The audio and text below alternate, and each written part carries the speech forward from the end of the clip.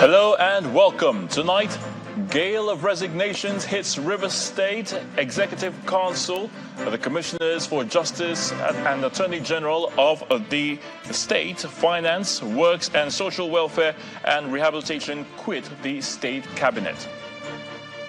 CBN Governor gives an assurance that current rising inflation trajectory will reverse in 2024 and appears before the National Assembly Joint Committee. And it's another day of outrage at the National Assembly as the Joint Committees on Petroleum and Gas fumes over the absence of the Ministers of State for Petroleum at the Budget Defense session. On business news tonight, Tax Appeal Tribunal orders Abuja Electricity Distribution Company to pay FIRS 5.3 billion naira tax owed since 2013. On sports news tonight, English Premier League set to make history as Rebecca Welch will become the first female referee in Fulham's match against Burnley, while Sam Allison will become the first black referee in 15 years. And from Abuja, the president commends working relationship between the executive and the federal legislature, says efforts towards transforming the nation's economy are yielding results. And in international news from London, the Russian President Vladimir Putin has told Russians that peace with Ukraine will only take place, in his words, when we achieve our objectives.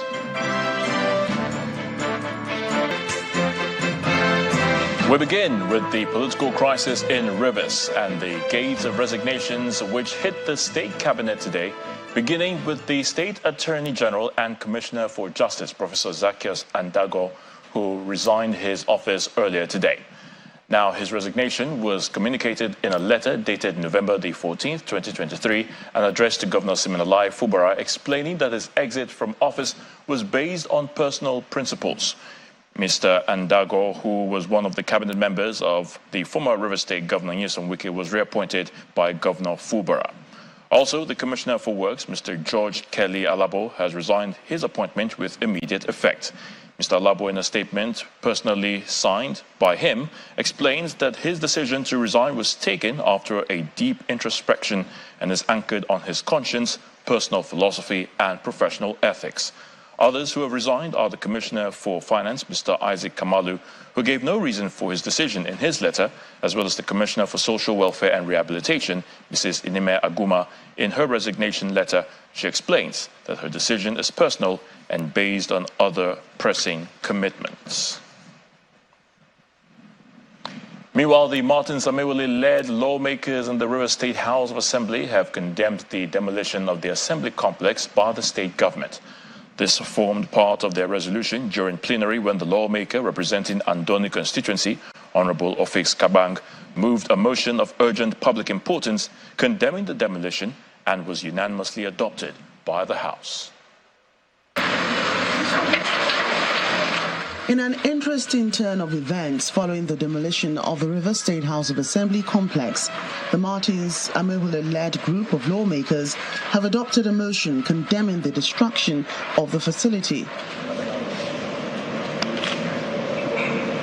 This happened during a plenary session at the auditorium of the Assembly quarters on Abba Road. I stand here this morning to second the motion as moved by our Deputy Whip. I so second. Moving a motion of urgent public importance, the member representing Andoni constituency, Ofix Kabang, sought a resolution condemning the destruction. On behalf of the undersigned honorable members, I rise to move this motion of urgent public interest to condemn the demolition of the Rivers State House of Assembly by Sir Siminalayi Fubara, Governor of Rivers State. I'm aware that on the 18th of December 2023, Sir Siminalayi Fubara, Governor of Rivers State, commenced the actless demolition of the Rivers State House of Assembly complex without the approval and knowledge of the Rivers State House of Assembly. Meanwhile, another lawmaker, Major Jack, presents the report on the Rivers State Local Government Amendment Bill to the Speaker, which is adopted by the House. Mr. Speaker, Honorable and reports, submissions were given. We looked at all that, and the committee sat and recommended that this fund management bill be passed.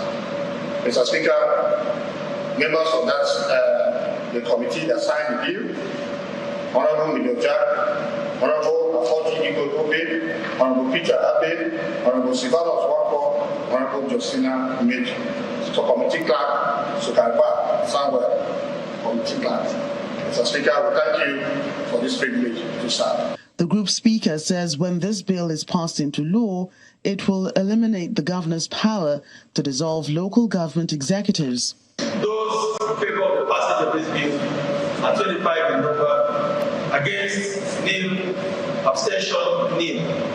Distinguished colleagues, what has just happened is that the 10th Assembly of Rivers State is fully in support of the passage of the Rivers State Local Government Amendment Bill 2023, which is a bill for a law to amend the Rivers State Local Government Law No. 5 of 2018 and for other connected matters. Distinguished colleagues, this bill is an important bill, and it's a bill that seeks to amend Section 4 and other subsections of Section 64 and other subsections, and paving the way for outlawing of the powers of the governor to dissolve local governments. In total, there were 26 lawmakers in attendance, even as the group has decided to use the auditorium at the Assembly quarters for their legislative sit-ins for now. Please be seated. Staying in Rivers State, Governor Siminalayi Fubara has signed into law the 2024 appropriation bill, which was presented to the Edison Ehie-led group of the Assembly yesterday. The signing was held at the conference room of the Governor's office at the Government House and witnessed by the State Deputy Governor, Professor Ngozi Odu, some former and present lawmakers who are in support of the Governor, and some chairmen of the PDP in the local government areas. Governor Fubara says the estimated 800 billion naira budget will be well implemented to provide critical infrastructure by the second phase of the landmark Trans-Kalabari Road.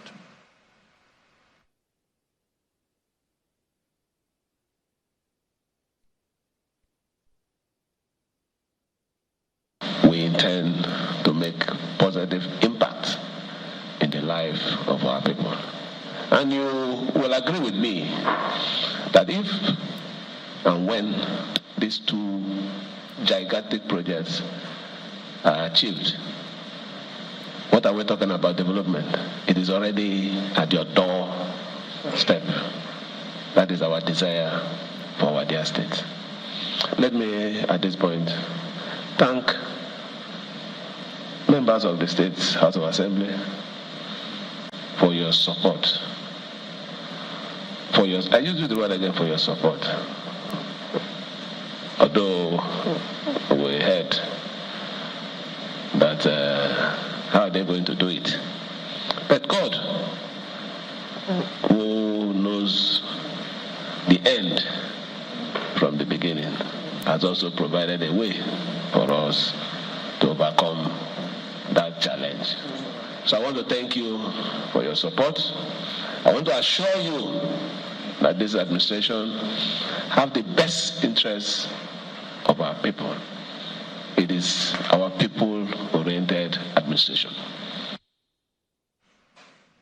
The All Progressives Congress in Rivers State have vowed to defend the mandate of the 27 lawmakers who defected from the People's Democratic Party in the state. Addressing a news conference in Abuja, the chairman of the caretaker committee of the party, Mr. Tony Okocha, says the party will not allow anarchy and chaos as they clearly have the majority of lawmakers on their side. The chairman explains that it is an aberration for the state governor, Mr. Siminalayi Fubara, to present a budget proposal to only 4 members of the State House of Assembly.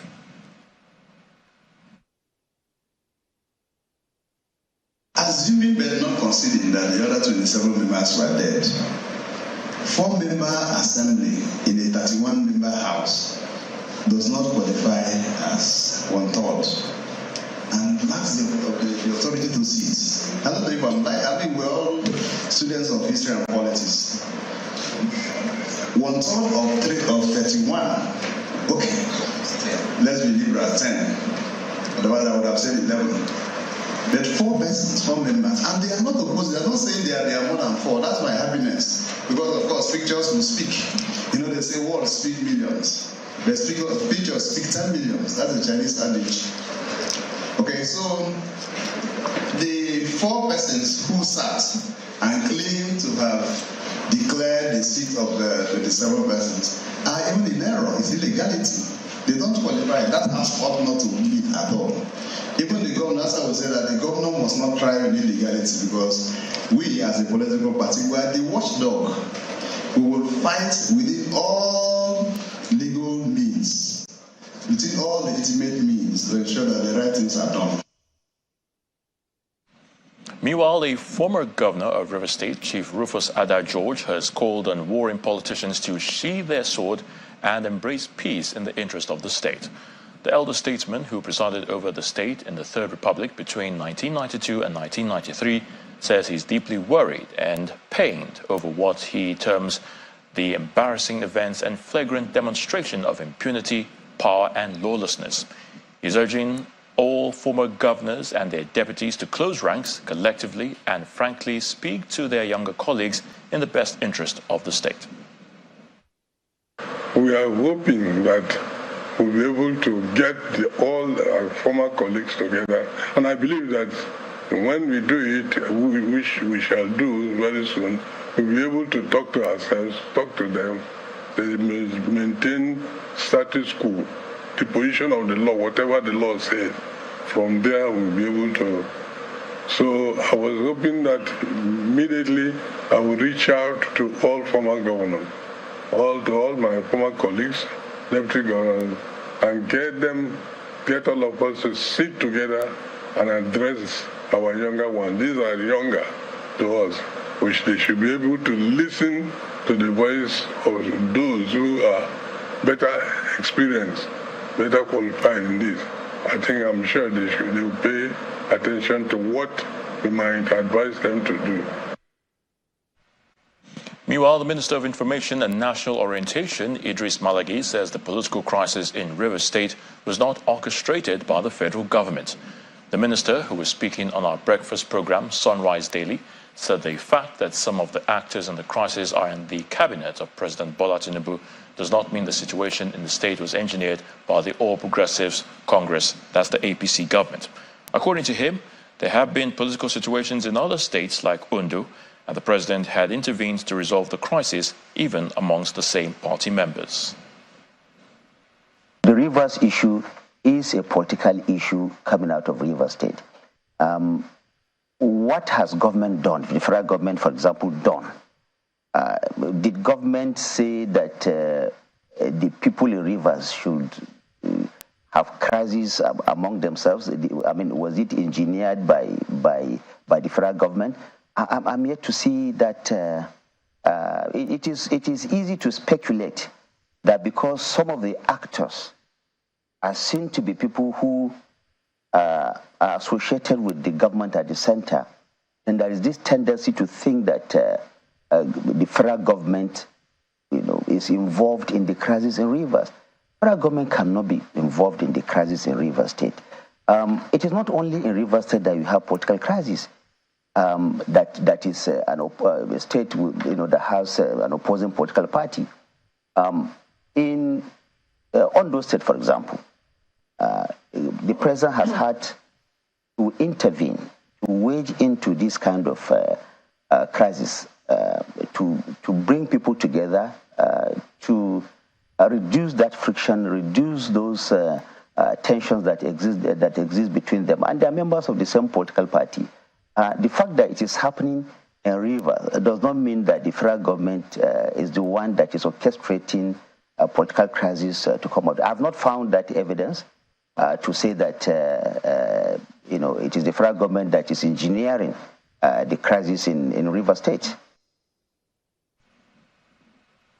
In part 2 after the break, we'll have the latest development from the political situation in Ondo State.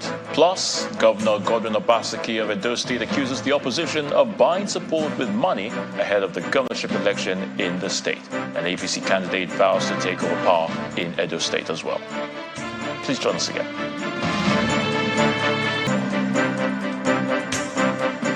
Welcome back. If you've just joined us, you're watching the news at 10, coming to you live on Channels Television Lagos. A reminder of our top stories. Gale of resignations hits Rivers State Executive Council, the Commissioner for Justice and Attorney General. Finance, Works and Social Welfare and Rehabilitation quit the state cabinet. CBN Governor gives the assurance that current rising inflation trajectory will reverse in 2024 as he appears before National Assembly Joint Committee. It's another day of outrage at the National Assembly as the Joint Committees on Petroleum and Gas fumes over the absence of the Ministers of State for Petroleum at the Budget Defense session. And Russian President Vladimir Putin has told Russians that peace with Ukraine will only take place, in his words, when we achieve our objectives.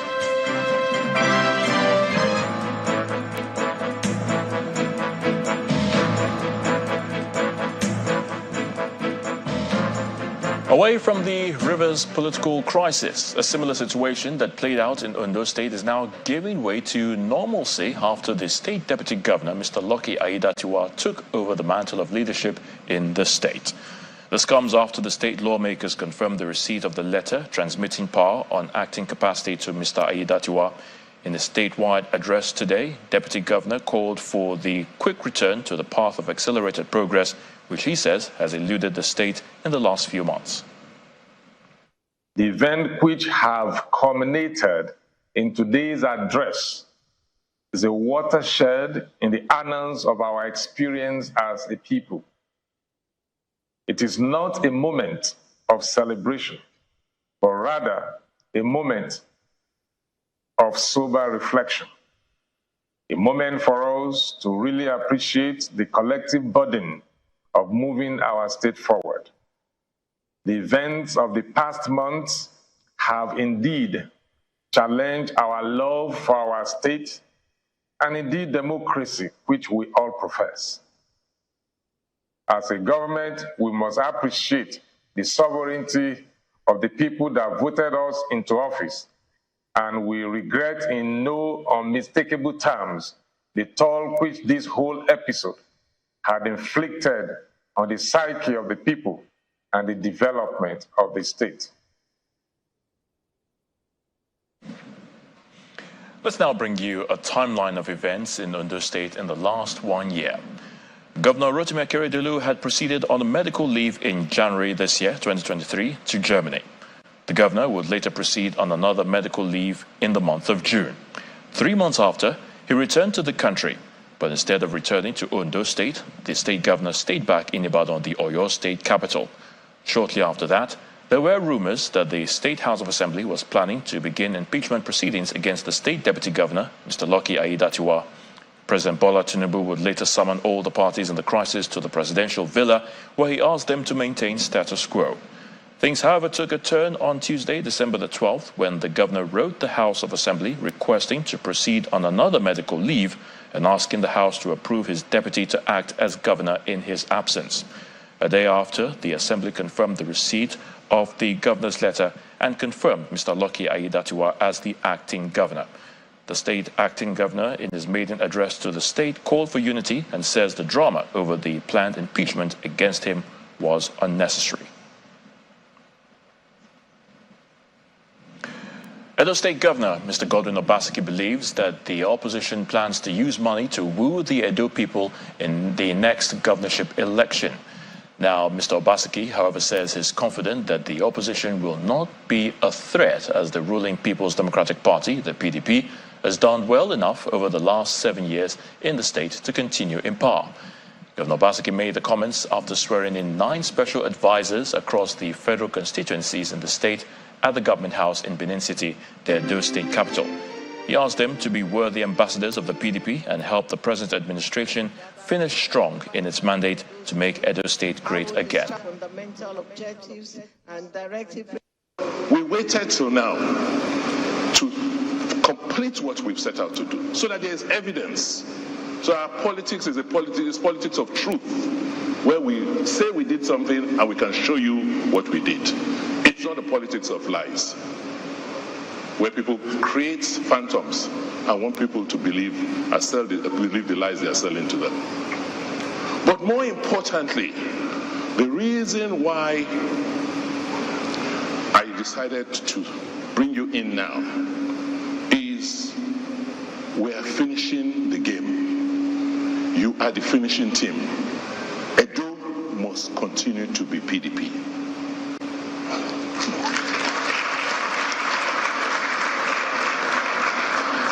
We have turned our party around in Edo State. PDP controls Edo at the ward levels, at the local government level, and at the state level. And we will demonstrate it in the polls.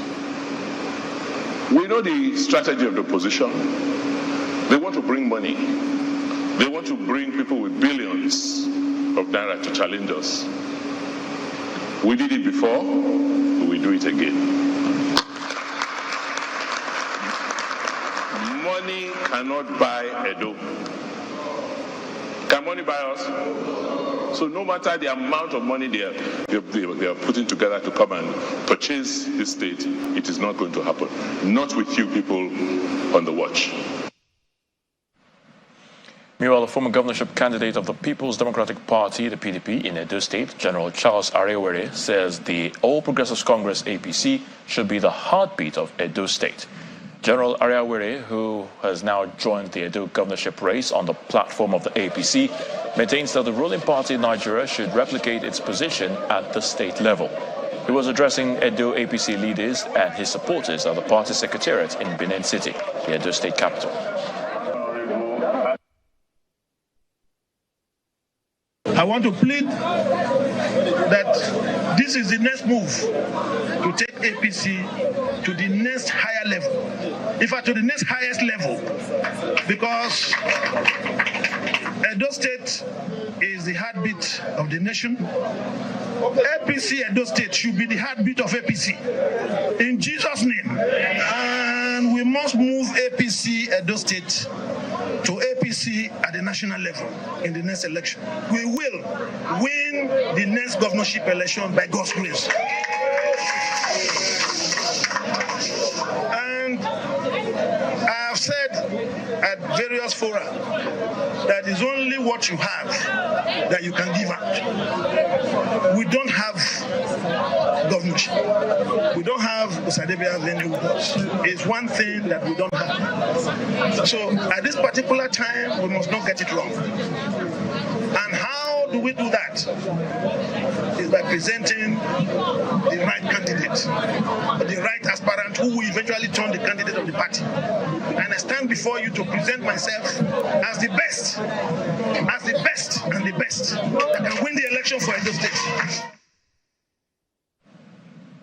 Nigeria's rising inflationary trajectory and exchange rates will reverse in the year 2024. This is according to the governor of the Central Bank of Nigeria, Mr. Olayemi Cardozo, who gave the assurance during a presentation to the National Assembly Joint Committee on Banking, Insurance and Other Financial Institutions in Abuja. The CBN boss also projected less revenue from oil export due to the production limit of 1.78 million barrels in the year 2024 as well. Our National Assembly correspondent, Gloria Mizoke, reports. The governor of the Central Bank of Nigeria, Mr. Yemi Cardozo, appears before the National Assembly Joint Committee on Banking, Insurance and Other Financial Institutions over the 2024 budget of the Apex Bank. I would like you to know that we are yet to receive the statutory reports, both the audited reports, management accounts for 2023, and even the budget estimates. With the At the statutory briefing, the CBN boss shares the outlook for the domestic economy in 2024. Inflation pressures may persist in the short term, but is expected to decline in 2024. Exchange rate pressures are also expected to reduce significantly with a smooth functioning of the foreign exchange market. We expect less revenue from oil exports due to the production limit of 1.78 million barrels per day in 2024, and our focus on increasing the autonomous FX supply would lead to more stability. You also have... At another session, the National Assembly Joint Committee on Niger Delta meets with the Minister of Niger Delta Development. Lamentations over the paucity of funds prevailed while the panel queried the budget performance as well as the preponderance of abandoned projects in the region. I also ask our staff to identify among these projects the ones that are still reasonable, but the ones I measure about 50 billion. That is down to some of them have been abandoned over, even since there are some who were awarded contracts in 2009 when the ministry was established 2010, and they could not perform because they were not funded. A lot of MDAs, NJCs of the government have received close to 80-90%. My colleagues can testify to that. When you go to your budget proposals, you will see literally a project 2030, 2015, 20. What impact do those projects have on our people? Look at the 2023, jeopardize it with the 2022, the same story. The problem lies in the ministry. Whatever you have brought today is just budget. We are going to overhaul it for us to have something that is acceptable. The minister is assuring the committee that there would be significant infrastructural development in the Niger Delta under his watch. From the National Assembly, Gloria Omezuke, Channels Television News. Still to come on the news at 10, Tax Appeal Tribunal orders Abuja Electricity Distribution Company to pay Federal Inland Revenue Service 5.3 billion naira tax owed since 2013. That's on Business News. Please stay with us. Welcome back. You're still watching the news at 10. Let's now head to the nation's capital where Gloria Umezuke is standing by to give us the very latest from our Abuja studios. Hello, Gloria. Well, thank you, Ayo. The president is commending the working relationship between the executive and the leadership of the National Assembly. President Bola Tinubu gave the commendation during a colloquium to mark the 61st birthday of the president of the Senate, Senator Godswill Akpabio, in Abuja. He says he believes that the efforts of his administration to transform the nation's economy are yielding results owing to the support of the National Assembly.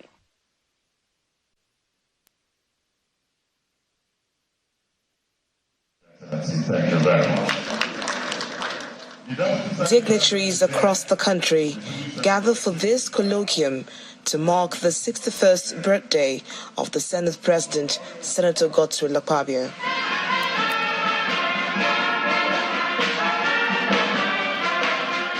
The colloquium is intended to leverage President Bola Tinubu's renewed hope agenda to elevate and escalate the discourse about the significant issue of legislative agenda for national development. The removal of subsidy, entirely agree. It was a market correction. It's had an impact, so it's how we deal with the impact by legislation that will be helpful. Now, for us to have had a unsettled constitution for 23 years ought to end with the 10th National Assembly. The constitution right now is not an act. It is a schedule attached to an act. So Professor Mwabeze says if you invoke Section 4.1 and Section 4.4 of the Constitution, all you need to do is detach the schedule from the act and replace it with the new constitution, and that is the matter resolved. For the celebrant, the ceremony offers an opportunity to renew the commitment of the National Assembly to the renewed hope agenda of the president. What brought me to Abuja was transformational leadership. We will transform the laws of Nigeria. We will reform those things that we can reform for Nigeria to work. If we need to tinker more with the constitution, we'll do so.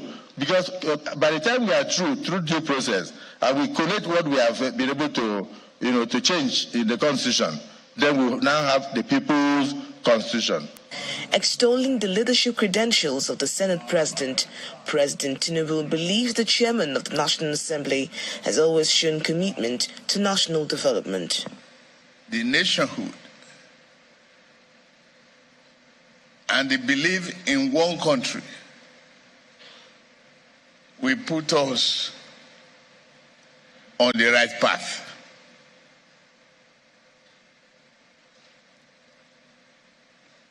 having you as a partner, having Abbas as a partner,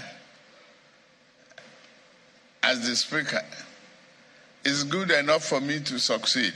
The National Assembly leadership maintains that it is not an appendage of the presidency, vowing to continue to address issues that will transform the nation. It was another day of outrage at the National Assembly today as a joint session of the Committees on Petroleum and Gas has expressed disappointment over the absence of the Ministers of State for Petroleum. At the session, the ministers failed to show up for their budget defense session and instead sent the permanent secretary of the ministry. But the lawmakers refused to accept the representations, vowing that nobody will undermine the powers of the National Assembly. Our National Assembly correspondent, Terry Ikumi, reports. It's a full house as the Joint National Assembly Committee on Petroleum and Gas awaits the arrival of the Ministers of State for Petroleum for the defense of the ministry's budget. After waiting a while, the lawmakers become fed up and angrily express their disappointment while refusing the permanent secretary of the Ministry of Petroleum Resources from representing the ministers. I felt so disappointed. The same reasons yesterday we shifted this meeting. Today again, we've not seen them.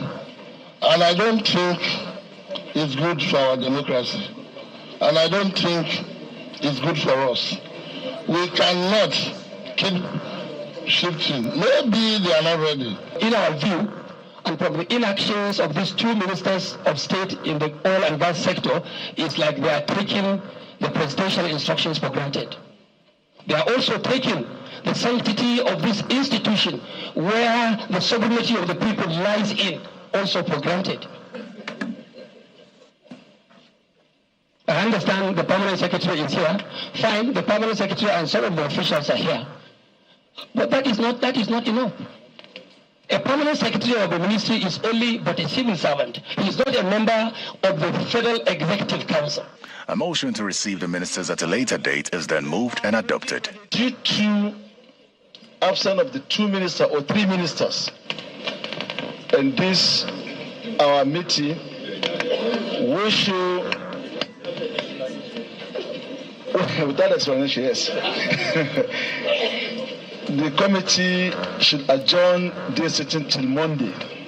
And while at a separate budget defense session, the House Committee on Public Procurement adopts the 2.23 billion naira proposal of the Bureau for Public Procurement.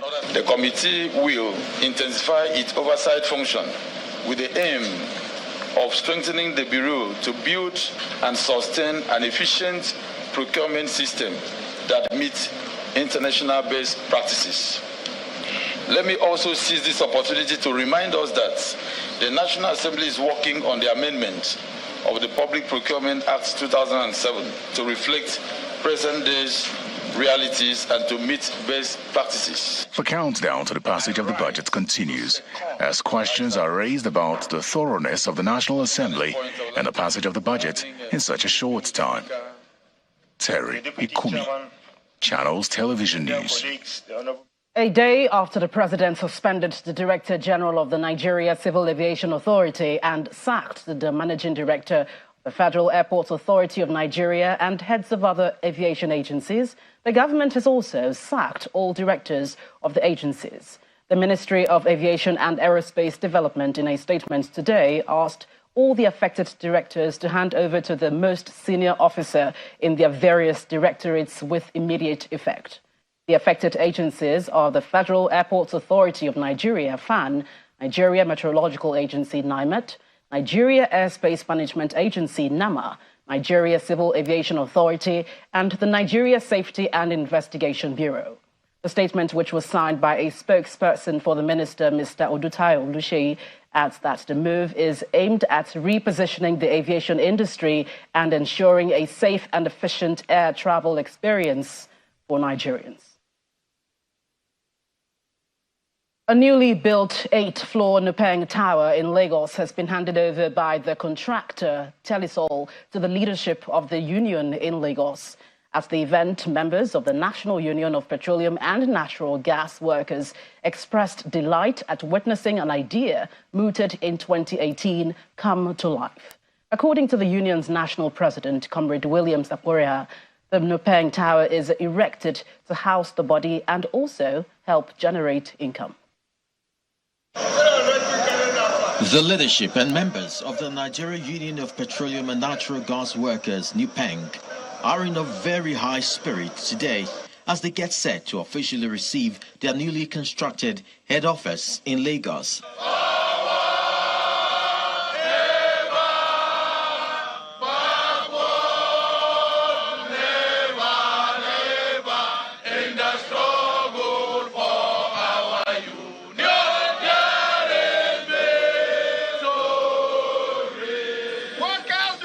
The foundation of the 7-story building began in 2019, but the COVID pandemic impacted the start of work. Today, that struggle is confined to history. Now it's time to occupy the tower. God bless NUPENG.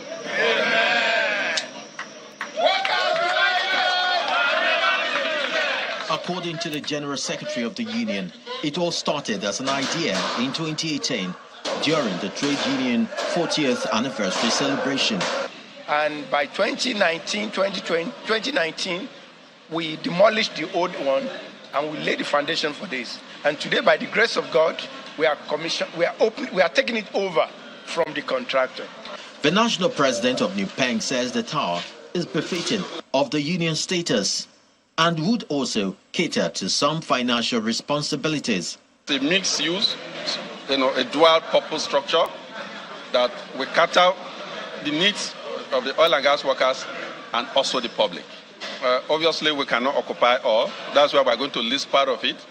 And that means some funds will be raised, from the rentage that will come out of it, to also take care of the structures, and also enhance the pulse, of the union.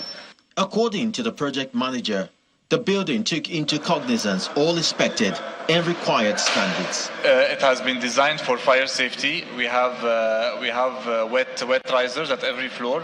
We have an escape staircase also in case of fire, which is at the back of the building. At times, you start something, you don't finish it, but God give us glory and opportunity to start this secretariat and finish it as scheduled.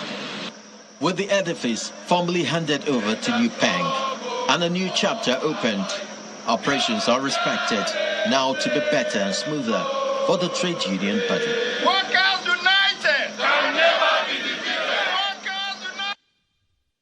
Well, that's it from the nation's capital. It's back to you, Ayo, for the rest of the news at 10. Thank you so much, Gloria. In another building handover ceremony, Guinness Nigeria PLC has officially transferred the Guinness Eye Center within the Lagos University Teaching Hospital, Luth, to the institution. This followed the commissioning of the renovated facility that was built to deliver quality eye care services to Nigerians. Standing strong for over 30 years and with a new facelift is the Guinness Eye Center, located within the Lagos University Teaching Hospital, Luth. This ceremony is to commission the renovated facility, which falls under the Corporate Citizenship Initiative of Guinness Nigeria PLC. The importance of eye health cannot be overemphasized, and this is one of the major reasons why Guinness Nigeria PLC has tirelessly pursued this vision of supporting access to excellent and affordable healthcare to Nigerians. The facility we're officially commissioning today was built almost 30 years ago. 30 years ago. And since inception, we've worked closely with the hospital management to ensure a smooth and effective running. The government alone, even in developed worlds, cannot fully fund healthcare. I therefore appeal to all well-meaning Nigerian corporate bodies, multinational companies, to emulate Guinness Nigeria PLC, to also extend their corporate social responsibility to us as an institution. After an inspection of the Lagos Eye Center and the identified health and safety gaps in the structure, Guinness Nigeria PLC intervened to not just renovate it, but also officially hand it over for the first time since its inception. I've been made to understand that when this facility was built, there was no formal handover. So it might be 30-something or more than that years late, 6-something years late, but better late than never. Recognizing the importance of sustaining and enhancing the quality of healthcare services provided by the Guinness Eye Center, Guinness Nigeria PLC recently undertook significant renovation and repairs. The extensive work included re-roofing and structural restoration, all aimed at preserving the integrity of the building and ensuring the continued delivery of exceptional healthcare services. Commissioned in the year 1994, the Guinness Eye Center in Louth is one of 3 facilities built, equipped and donated by Guinness Nigeria PLC to provide high-quality eye care services to Nigerians, as well as its capacity to train eye care professionals. A $5 million annual grant is also awarded to Louth to maintain the standard of practice at the center. On the count of 3, we say Guinness Eye Center. It's now time for some business news with Anne Waldo.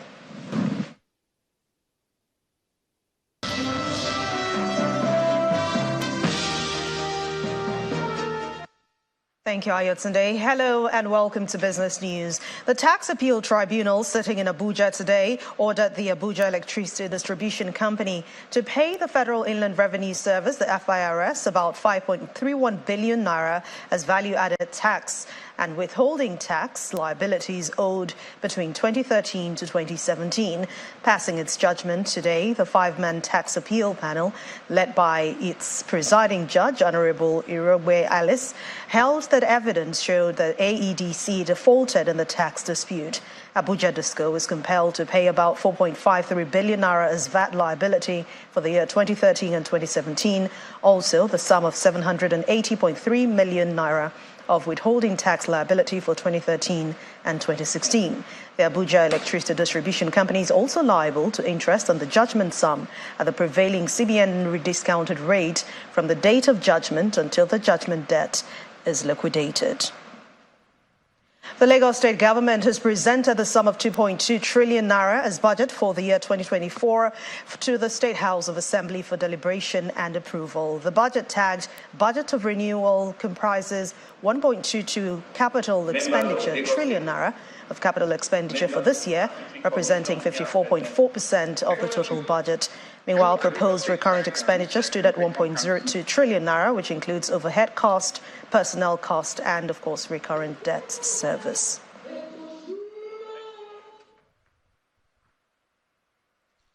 We head to the equities market now. We continued its bullish run today after hitting a new high on Wednesday. Laddie Williams has the details.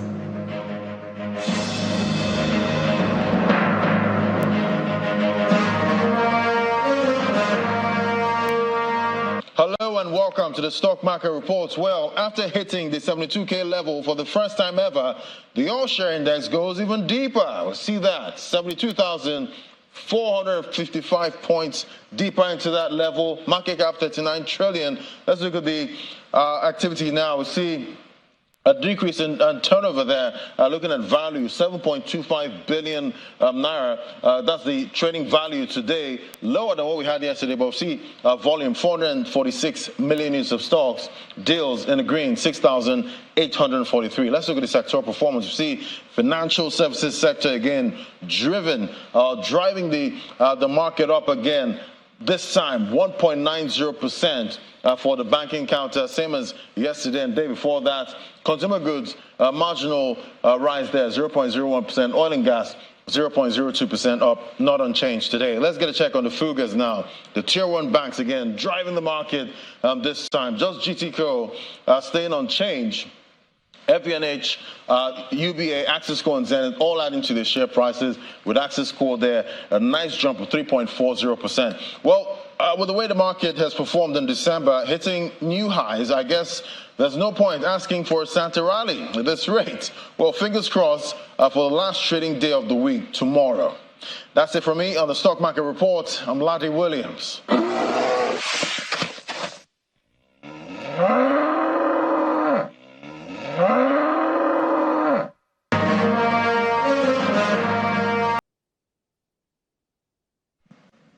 Thank you, Anne. Israeli Defense Minister Yoav Gallant has warned the war with Hamas could last several more months, but the United States says it wants the war over as soon as possible and will not dictate terms to Israel. Here's Simon Pusey with other international stories in Around the World in 5. Good evening and welcome to the channel's studios here in London with your international news around the world in 5. Russian President Vladimir Putin has told Russians that peace with Ukraine will only take place, in his words, when we achieve our objectives. He's holding his first major news conference since he launched his first full-scale invasion of Ukraine in February 2022. Mr. Putin has combined his annual direct line phone-in with Russians with an audience of journalists. The annual event did not take place last year. Much of the first part of this marathon event has been focused on what Mr. Putin calls the special military operation in Ukraine. Israel's ambassador to the UK has rejected a two-state solution between Israel and the Palestinians, adding the Palestinians never wanted to have a state next to Israel. Seen here a few weeks ago with David Cameron, Tsipi Otovli also ruled out a ceasefire in Gaza. It just basically means we would like to welcome another attack like the 7th of October, she said. Meanwhile, aerial and ground attacks continue in Gaza. Here, a Gazan journalist saying this once residential area in Jabalia had been targeted by Israeli warplanes. The ongoing conflict has worsened the long-standing water shortage gripping the enclave, forcing residents to take seawater for daily use despite the health risks. We're seeing infectious diseases breaking out, and that I think WHO is estimating about 360,000. Meningitis, jaundice, chickenpox, upper respiratory tract infections, they've all been recorded. And of course, we have already referred to the outbreak of diarrhea, in particular amongst children, which globally is the number one child or causes of death amongst children under the age of 5 in situations like this. Hungarian Prime Minister Viktor Orban has joined fellow EU leaders for a high-stakes summit, making clear as he arrived that he would oppose them by blocking accession talks with Ukraine. He has strongly resisted Kyiv's bid to join the EU and its pleas for aid, telling the Hungarian parliament, "We are the voice of common sense in Europe." War, corruption, a big agricultural sector and mistreatment of its Hungarian minority disqualify Kyiv from joining the EU anytime soon, he said. Meanwhile, Irish Prime Minister Leo Varadkar said that without ongoing support for Ukraine, Putin will win. A financial decision and also a decision on whether to begin negotiations, and we have to say yes to at least one of those two, and ideally both of those two, because Ukraine is in peril. Ukraine will not stand without support and ongoing support from both the European Union and the US, the two towers of freedom and democracy in the world. And if Ukraine doesn't have support from the EU and the US, well, then Putin will win. The embattled Japanese Prime Minister Fumio Kishida has replaced 4 cabinet ministers, trying to limit the fallout from the biggest financial scandal his ruling party has faced in decades. Kishida appointed former Foreign Minister Yoshimasa Hayashi as Chief Cabinet Secretary and the former Justice Minister Ken Sato as Minister of Economy, Trade and Industry. He appointed Takede Matsumoto as Internal Affairs Minister and Tetsuchi Sakamoto as the Agriculture Minister. The new ministers received their appointment documents from Kishida and bowed before the Emperor Naruhito. A plan for Italy to send tens of thousands of asylum seekers to Albania for processing has been temporarily blocked by the Albanian Supreme Court. Italian Prime Minister Giorgia Meloni and her Albanian counterpart Edi Rama signed the agreement last month. Under the deal, some 3,000 people a month who had attempted to reach Italy by sea would be detained in 2 processing centres near the northeastern port in Albania, while their asylum claims were examined. The top court ordered a hearing next month to decide whether the deal violates Albania's constitution. And hundreds of kayaks decked with Christmas lights have lit up the winter darkness as they moved along the canals in central Copenhagen to celebrate St. Lucia, the traditional bearer of lights. Thousands of bystanders watched from streets and bridges around the city, and organisers said around 500 kayaks moved along the canal for a parade to bring light into the darkness. The procession of light, at one of the darkest times of the year in Scandinavia, originated in Sweden at the end of the 19th century and was later adapted by their neighbours in Denmark.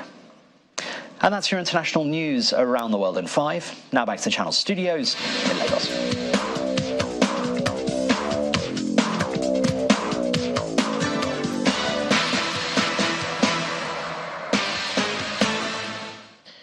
Many thanks indeed, Simon. Time to talk sports. There is some cheering news for Nigerian referees as the World Football Governing Body FIFA has approved a total of 13 Nigerian referees to be placed on the international list for the year 2024. Among them, 11 referees, 11 assistant referees, 4 beach soccer referees, and 4 futsal referees. The message was conveyed to the Nigeria Football Federation earlier today that this could bring an end to noticeable absences of Nigeria referees in various FIFA-organized tournaments. Rebecca Welch will become the first female referee to officiate in the English Premier League match when she takes charge of Fulham's home game against Burnley on December 23rd. The professional game match officials limited confirmed the appointment earlier today and also says Sam Allison would become the first black official to take charge of a Premier League match in 15 years. Allison will be the referee for Sheffield United versus Luton Town on December 26th. And we stay with football. The auction for 6 shirts won by Lionel Messi during Argentina's triumphant run at the 2022 World Cup closed earlier today with the memorabilia selling for $7.8 million. The sale makes it the most valuable item on sport the company has sold at auction this year, but fell short of Sotheby's valuation, which was in excess of $10 million.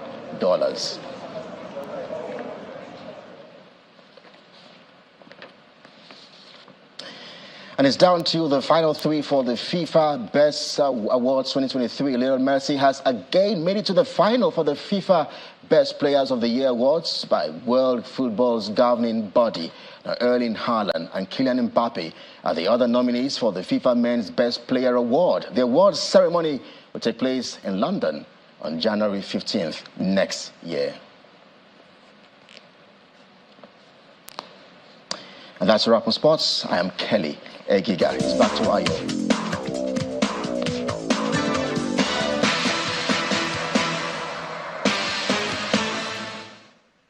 Thank you so much, Kelly. And the main news again. A gale of resignation today hit the Rivers State Executive Council as the Attorney General and Commissioner for Justice, Professor Zacchaeus Andago, the Commissioner for Finance, Isaac Kamalu, Works, George Kelly Alabo, and Social Welfare and Rehabilitation, Inime Aguma, all resigned from the cabinet. And that's the news at 10 tonight. Many thanks for watching. I'm Ayo Tunde Balogun. From all of us here, is good night and stay safe.